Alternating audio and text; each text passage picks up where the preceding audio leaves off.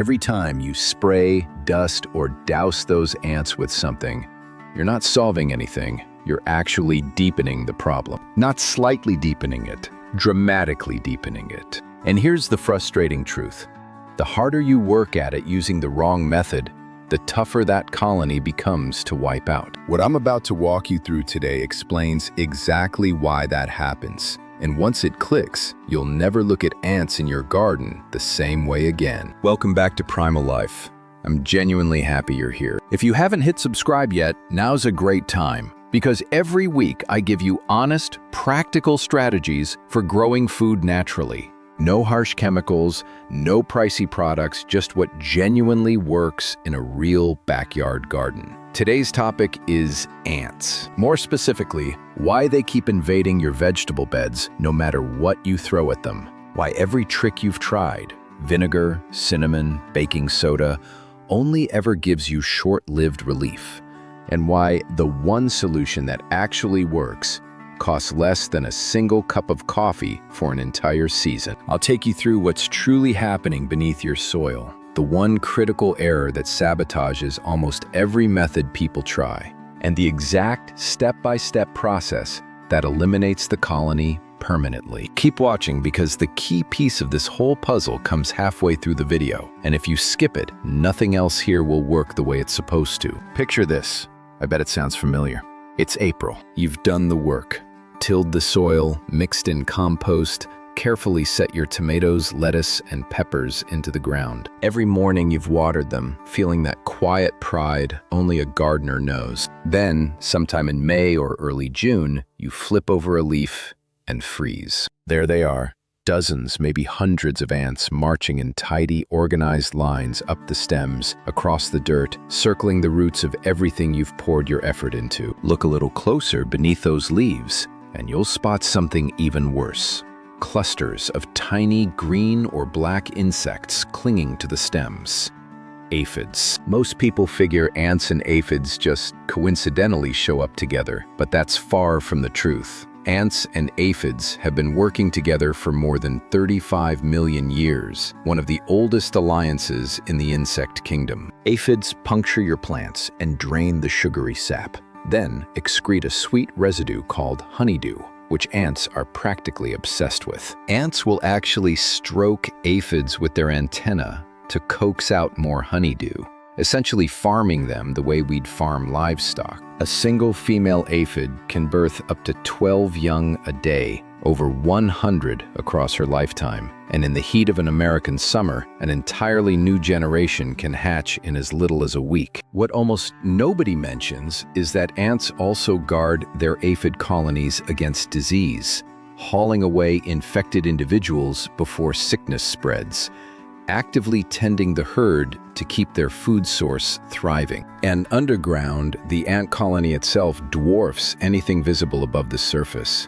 Tunnels stretching 3 feet down and spreading over 6 feet wide, complete with dedicated chambers for the queen, for larvae, for stockpiled food, and for waste. It's a fully operational subterranean metropolis. That's precisely why every chemical powder you've tried has failed you. Those products only touch the ants wandering the surface, while the queen stays buried deep, guarded by thousands of workers who keep laying eggs without a single pause. You can wipe out every visible ant today and be facing the exact same infestation within a week. That's not because you didn't try hard enough, it's because the approach itself was flawed.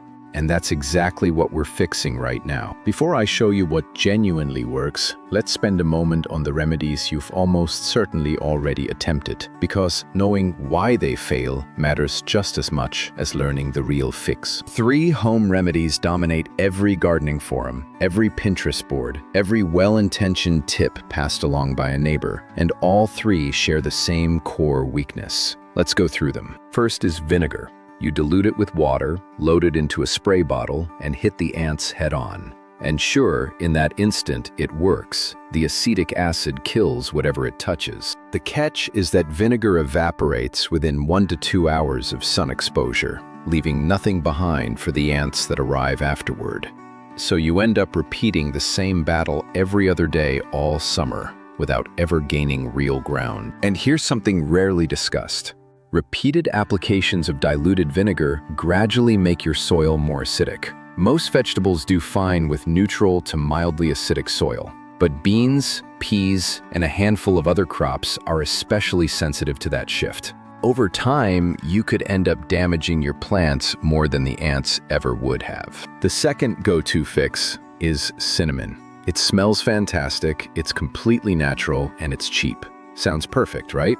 But what cinnamon actually accomplishes is repelling, not eliminating. Sprinkle it along an ant trail or around a bed, and the ants simply reroute, continuing their business from a new angle. You haven't solved anything. You've just pushed the problem to a neighboring bed. And the instant it rains or you water your plants, the cinnamon washes into the soil and its effect vanishes entirely. For any real repellent power, you'd need premium Ceylon cinnamon, which isn't cheap at all. The discount cinnamon from the grocery store carries such a weak scent that plenty of ant species barely notice it. The third fix is baking soda blended with powdered sugar. The reasoning sounds sound enough. Sugar lures them in, baking soda wrecks their digestion. But worker ants are craftier than that. They sample it, sense something's wrong, and stop hauling it back to the nest. Meanwhile, that exposed powdered sugar starts pulling in wasps, flies, and ants from completely unrelated colonies nearby. So instead of one headache, you've now got three. Here's what unites all three of these approaches.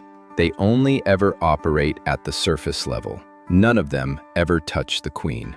And as long as she's alive and sheltered deep in her chamber, the colony just keeps rebuilding. You're battling the visible 10% while completely ignoring the 90% that actually decides the outcome. So what does work? Boric acid, a mineral that occurs naturally in hot springs, volcanic terrain, and mineral-laden groundwater. This isn't some synthetic lab creation. It exists in nature, and you can pick it up at nearly any pharmacy in the country for a few dollars, enough to last you the whole growing season, and probably the next one too. What sets boric acid apart from every other method is one elegant quality. It doesn't kill on contact. When a worker ant picks it up or carries it back, she lives long enough to return to the colony and share the tainted food with her nestmates through trophallaxis, the direct mouth-to-mouth food exchange ants rely on to nourish the entire colony, queen included. Research out of the University of California, Riverside found that the ideal boric acid bait keeps worker deaths under 15% in the first day, yet drives total colony collapse above 80% within 2 weeks. That delayed effect isn't a flaw, it's the whole mechanism. The poison rides through the colony's own social network until it reaches the one ant whose death actually ends everything. One more detail almost nobody else covers. Not every ant species craves sugar. Some, particularly what entomologists call grease ants, gravitate toward protein and fat instead of sweets. If you put out a sugar-based bait and see no interest after a day or two, don't abandon the boric acid. Just mix a small amount into peanut butter instead. Same underlying principle, just a different delivery method. Now let's get into the exact process step by step because the specifics genuinely matter here. Mixing the bait takes about 2 minutes. You'll need 1 teaspoon of boric acid powder, 3 teaspoons of ordinary granulated sugar, and roughly 3/4 of a cup of warm water. Stir until the powder fully dissolves and the mixture turns clear.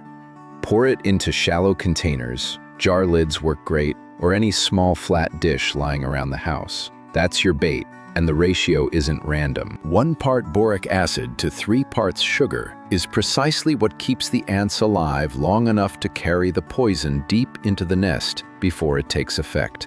Add more boric acid thinking it'll speed things up, and you'll actually undermine yourself. The ants die too fast along the trail. Other ants spot the bodies, and they abandon the bait entirely. Precision matters here just as much as it does in nature. For the protein-loving species mentioned earlier, blend a small amount of boric acid thoroughly into peanut butter and set that out in your containers instead. Same concept, different carrier. Now here's where most people slip up, and this is the crucial mistake I promised you at the start. the one that quietly ruins everything.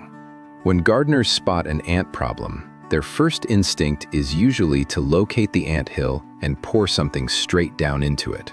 It feels proactive. It feels like taking action, but it's exactly the wrong call. The second ants detect something foreign near their nest entrance, they treat it as danger. Within hours, they'll seal that entrance shut, dig a fresh one several feet off, and the foragers heading out afterward become noticeably more wary of anything unfamiliar. So by attacking the anthill directly, you've put the whole colony on high alert, making them far less willing to touch your bait when you set it out later. Instead, follow the trails. Ants moving along a foraging route are in gathering mode, actively hunting for food, not defending territory. Once the first ant discovers your bait dish and starts feeding, she leaves behind a pheromone trail that pulls in more and more foragers to that exact location. Essentially, your bait advertises itself through the ant's own communication network. Set out 2 to 3 shallow dishes right along those active trails, spacing them about 3 feet apart across a bed roughly 10 by 3 feet. Timing counts too. Late afternoon or early evening works best, when temperatures sit between 68 and 77 degrees Fahrenheit and ants are out in full force, but the day's peak heat has already faded. Check the weather first. A heavy downpour will just wash the solution away before it does its job, so aim for a stretch of at least 2 or 3 dry days. And don't pair this method with anything else at the same time. No vinegar, no cinnamon, nothing that might push ants away from the exact bait you need them to discover. One safety note: if bees frequent nearby flowering plants, shield each bait dish with an upside-down flower pot drilled with small holes, big enough for ants to slip through, too tight for bees. If 3 days pass with no visible progress, check 3 things: whether the solution has dried up and needs topping off, whether your containers actually sit on an active trail rather than off to the side, and whether ants are dropping dead the moment they touch the bait, a sign the mixture's too concentrated and needs further dilution. Once the bait's been at work for a few days, here's the pattern you'll likely notice, and understanding it will tell you whether things are progressing normally. In the first day or two, you might actually see more ant traffic near the bait stations, not less. Don't worry, that's a good sign. It means foragers have found it and are pulling in reinforcements. By day 3 or 4, those tightly organized trails start thinning out. By day 5, you'll notice something telling: individual ants wandering aimlessly, with no clear direction or purpose. Those are the final survivors of a colony that's lost its queen. The larvae stopped getting fed, the queen stopped being nourished, and the whole underground network collapsed from within. A few days later, even those stragglers vanish. For bigger, well-established colonies, the entire process can stretch to a week, so give it time before jumping to conclusions. And here's the part I find most satisfying about this whole approach. Once the ants are gone, the aphids they were shielding suddenly have no protection left. Ladybugs, capable of devouring up to 50 aphids a day, tend to return to your beds almost right away. Ladybugs, capable of devouring up to 50 aphids a day, tend to return to your beds almost right away. If you'd like to keep both of these helpful insects around long-term, plant dill, fennel, coriander, sweet alyssum, or cosmos somewhere near your garden. These flowering plants supply the nectar and pollen adult ladybugs and lacewings need to flourish, encouraging them to settle in and reproduce throughout the season. Looking ahead, a few simple habits go a long way in prevention.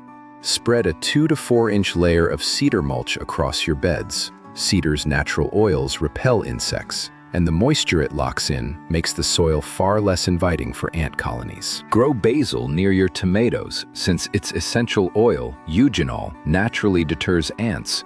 And keep mint confined to containers along your bed edges rather than planting it directly in the soil where it spreads uncontrollably. Water your beds regularly because ants strongly favor dry, compacted ground for nesting, and they'll steer clear when the soil stays evenly moist. Walk through your garden, once a week with fresh eyes because a small, young colony responds to boric acid bait within 2 to 3 days, while a large, established one might take a week or longer. Catching the issue early changes the whole equation. The best gardeners I've come across aren't the ones who reach for the strongest chemical first. They're the ones who take time to understand what's really unfolding in their soil and choose to work alongside natural systems instead of fighting them. That's the philosophy behind everything I share here on Primal Life. If this video helped you out, I genuinely appreciate a thumbs up. It helps more gardeners discover this kind of practical, chemical-free approach. Subscribe to Primal Life if you haven't yet, and turn on notifications so you don't miss what's coming next. See you in the next one.